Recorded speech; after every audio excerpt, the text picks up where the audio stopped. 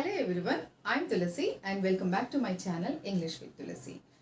Let us discuss today's class about the difference between till and until. But before going into the class, let me tell the basic thing that the meaning of these two words are almost same. But we can use these words with a slight differences. Those differences we are going to learn today. Coming to the purpose, till and until will be used as preposition as well as conjunction. వీటన్నిటిని మనం prepositions గాను conjunction గాను use చేస్తాం. Coming to the meaning in Telugu, till అంటే వరకు లేదా అంతవరకు అన్న మీనింగ్ వస్తుంది. అంటిల్ అన్నా కూడా వరకు, అంతవరకు, అప్పటి వరకు అన్న మీనింగే వస్తుంది. Then how can we identify exact differentiation ma'am అంటే I tell you the answer that till is used when we are having conversation. మనం మాట్లాడుతున్నప్పుడు, కమ్యూనికేషన్ చేస్తున్నప్పుడు మాత్రం టిల్ని హ్యాపీగా వాడచ్చు. Because it is more informal way of using the word.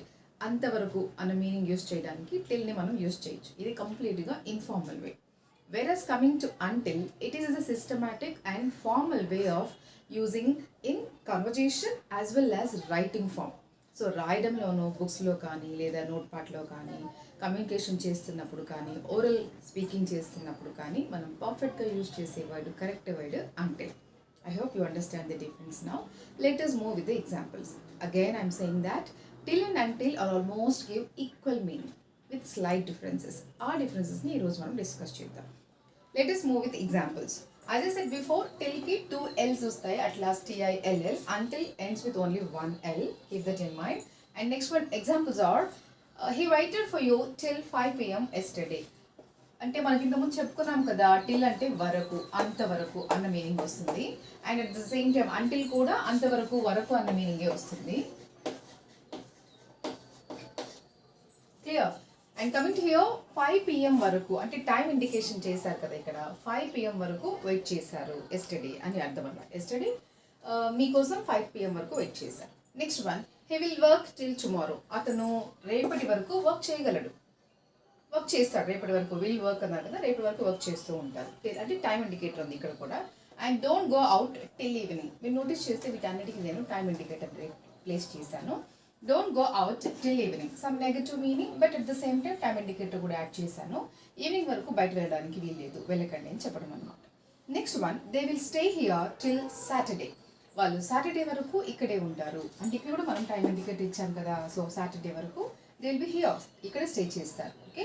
Next one, I should study till night. నేను night వరకు చదువుతూనే ఉండాలి. I should study because I have exam tomorrow, what it may be the reason here.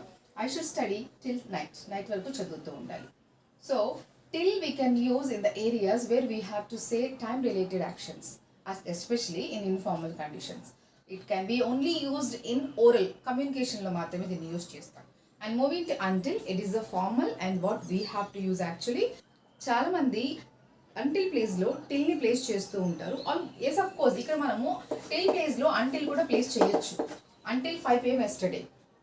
Okay, నిన్న నీకోసం 5 అయ్యేంత వరకు wait చేశారు అన్న మీనింగ్ వస్తుంది అనమాట. 5 వరకు వెయిట్ చేశాను, టిల్ 5 అయ్యేంత వరకు వెయిట్ చేశారు, అలాంటి మీనింగ్ వస్తుంది. So what I'm finally trying to say here, until is the correct formal way of informing an incident or situation with the time references.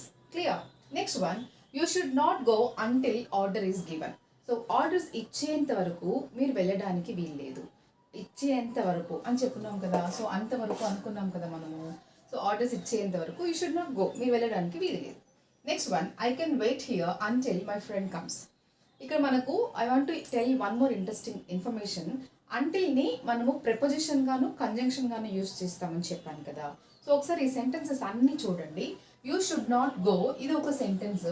Until ఇది ఇక్కడ అంటిల్ అన్ని నేను కంజంక్షన్ గానే ప్లేస్ చేస్తున్నాను. ఇక్కడ అంటిల్ ఏం రోల్ ప్లే చేస్తుంది అంటే కంజంక్షన్ రోల్ ప్లే చేస్తుంది.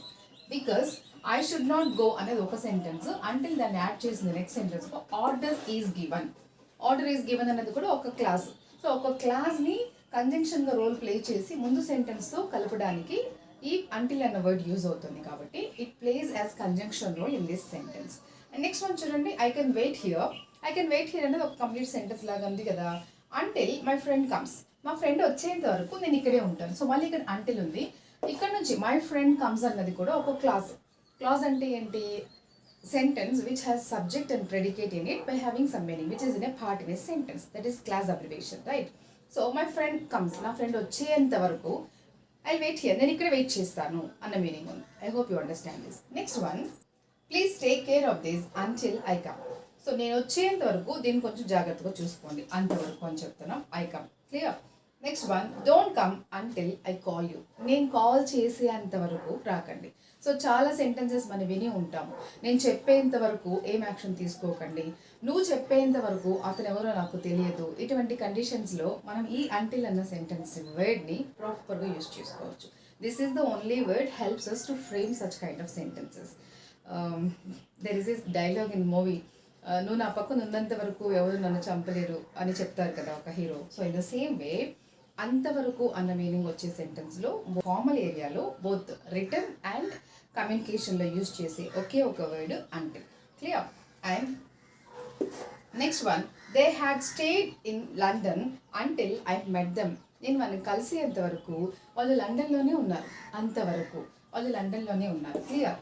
So finally I'm telling here the difference between till and until is not that huge differentiation. There is a light difference, that is till is informal whereas until is completely formal. We have to choose only until to frame sentences both in written and communication as well. I hope it's useful. If it is useful, don't forget to like, share and subscribe to my channel to support me. As I keep on saying, your support is highly needed to me. Thank you.